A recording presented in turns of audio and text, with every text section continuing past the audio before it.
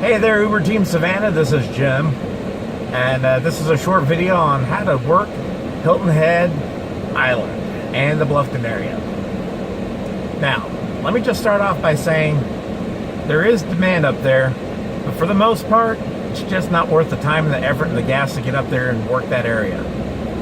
But if you find yourself up there for whatever reason, maybe an airport run takes you up to Hilton Head and you want to stick around for a while, here's a little bit of advice that will probably help you out in the long run.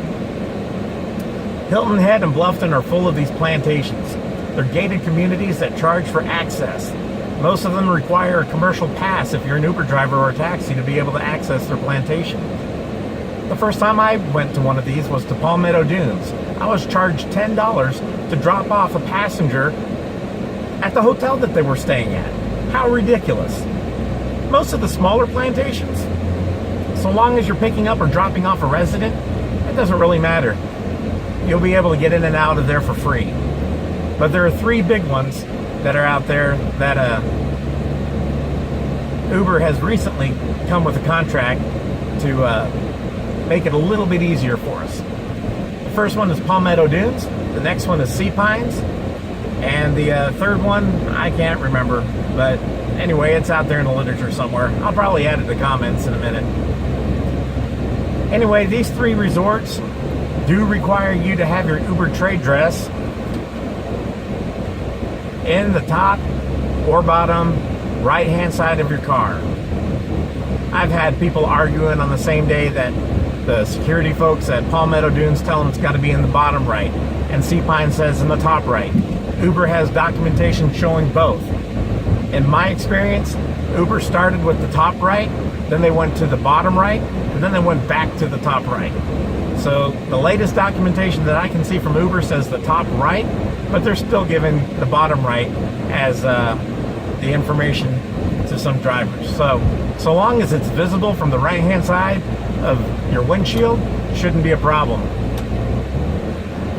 Anyway, Sea Pines is a huge gated community on the toe of Hilton Head. If you're not familiar with Hilton Head looks like a boot. And everything from about the bottoms of your feet to your toes is Sea Pines. It's a huge community, and there are some commercial properties at the very end of Sea Pines where you can often pick up passengers. Now, Uber charges a premium for picking up in any of these gated communities where they have a contract with. They actually charge the passenger a couple of bucks on top of their Safe Rider fee, on top of their, well, it's now called a booking fee. So on top of their booking fee and any taxes that are levied in South Carolina.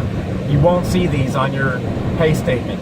All you'll see is the base fare, the miles and minutes, and then your cut. So this isn't really about the plantations so much as just driving in Hilton Head in general. Hilton Head can be a very, very dark island at night. I highly recommend, if you have never worked Hilton Head Island, don't go out there at night for your first driving experience. It'll be very easy to get lost and disoriented. Always trust your GPS. Be sure when you're driving around Hilton Head, first to get a good feel of the island by driving during the day. I can't stress this enough, folks. It's very embarrassing when an Uber driver can't find their way around the island. For the most part, a lot of it's just straightforward. It's just very dark and very confusing, and the street signs are hard to see. One of the most popular destinations on Hilton Head is actually outside of the plantations, just outside of Sea Pines, at a place called Bermuda Triangle. Now, why they call it Bermuda Triangle, I have no idea. It's right at a roundabout, so if anything, I would call it Bermuda Circle, but hey, it's not my call. But it's a popular destination. It's a huge traffic circle right before you get to Sea Pines. Now, there are two ways of getting to Sea Pines from the mainland. One is a Cross Islands Expressway.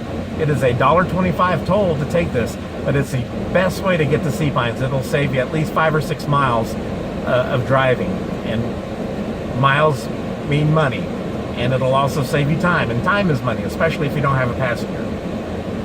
Now, when you have a passenger and you take the Cross Island tollway, you have to pay for you have to pay with cash or credit card, I think, the toll. Don't ask your customer for money. You need to pay the toll yourself. Uber recognizes this, and they will automatically add the toll to the total fare, and it will show up on your pay statement. So don't worry about it. Pay the $1.25. The customer's paying for it, you'll get it back. The long way around is a long way around. And quite frankly, if you're not on the ping and you're just trying to get around, I would just take the long way around. You'll likely pick up a ride, you'll save $1.25, and then you'll probably spend it in gas anyway. So not a real big deal, but that's just my suggestion.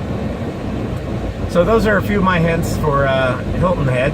Bluffton is the big community that you get to just before you cross the river onto Hilton Head. Bluffton does not have near the demand that Hilton Head has, but it can be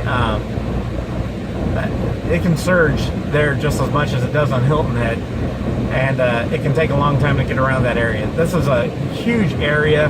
The speed limits are slow. It takes a long time to get around. There are a lot of plantations on the Bluffton side of the river, but most of them shouldn't give you any problems. Anyway, like I say, try exploring the island during the day first before you attempt taking rides at night. Try not to have to pay to get into any of the plantations, and be safe out there. When it rains, you won't be able to see squat. So knowing your GPS, knowing the lay of the land, understanding the traffic patterns, and knowing those plantations from the inside out is critical to having a safe and enjoyable and customer-friendly ride experience for your passengers. So, Uber on, Hilton Head.